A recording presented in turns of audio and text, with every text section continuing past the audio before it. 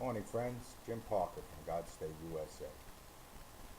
Over the weekend, on Sunday to be exact, my wife and I were blessed to go see Mr. Robertson, Phil Robertson, the patriarch of the Duck Commander. We got to hear him speak at the White Ferry Road Church of Christ in Louisiana. One of the most incredible things about Mr. Robinson, and I didn't get to meet him personally, but I did get to watch him speak, is that man, the man behind that beard, is exactly who he says he is. When you see him on TV, that's the same guy that you'll see on a Sunday morning when there's no cameras around.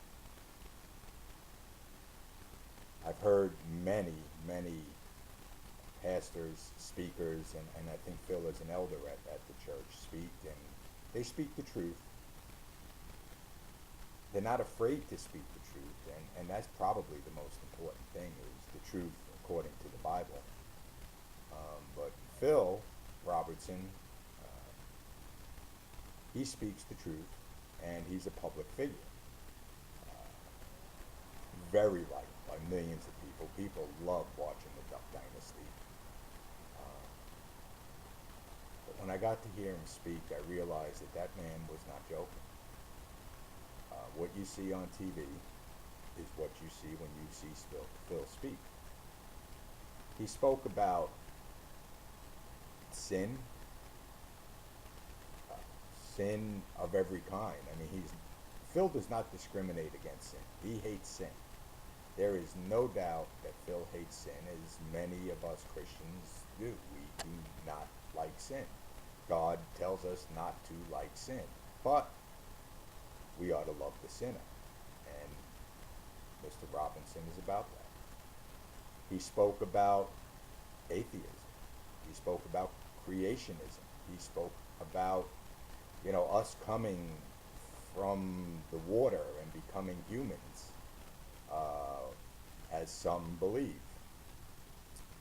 He spoke to the young people at the church, talking about premarital sex and waiting for your wife, and not being concerned about diseases if you don't do something that can create those diseases. And I'm talking about, the diseases that are sexually transmitted. He talked about many things. And hearing him, knowing that that man that I watch on TV actually lives what he speaks, is an amazing thing. There are a lot of people that do not like Phil Robertson. There are a lot of hate mails posting about the Duck Dynasty clan, the Duck Commander clan. And say what you want.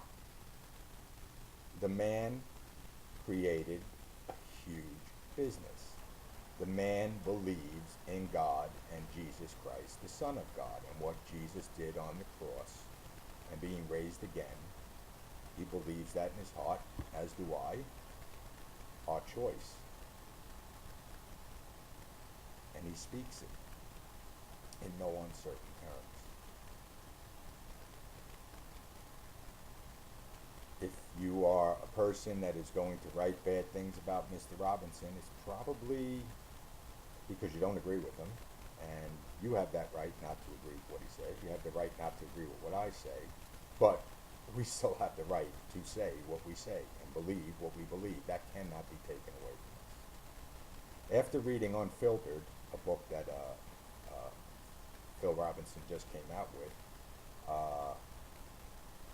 one of the most important things, friends, that we need to think about right now is next week will be election day. Pay attention to who you vote for.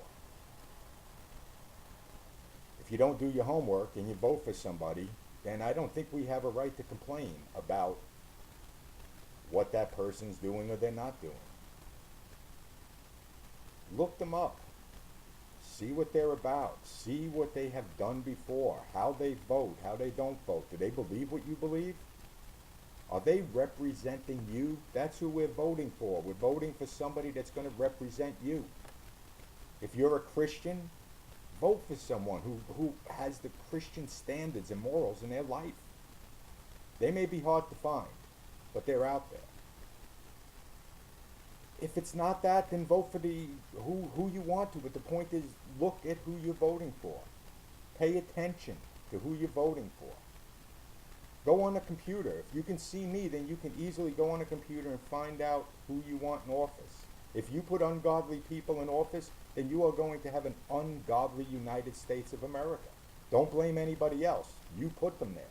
If you don't vote, then you don't have anybody to blame but yourself too, because you could have swayed one way or the other.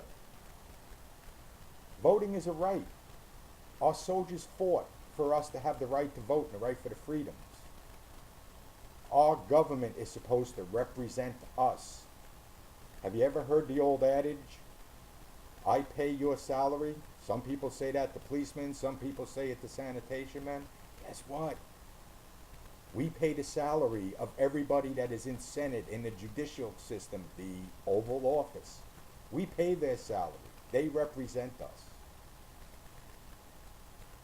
Vote who you believe would be the best for the United States of America.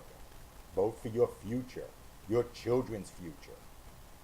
And I don't mean just the financial future, I mean their future. This is still a godly nation. We are not godless people. God Stay USA. We're trying to get that out there. Wear it loud, say it proud. We are still one nation under God. God bless you.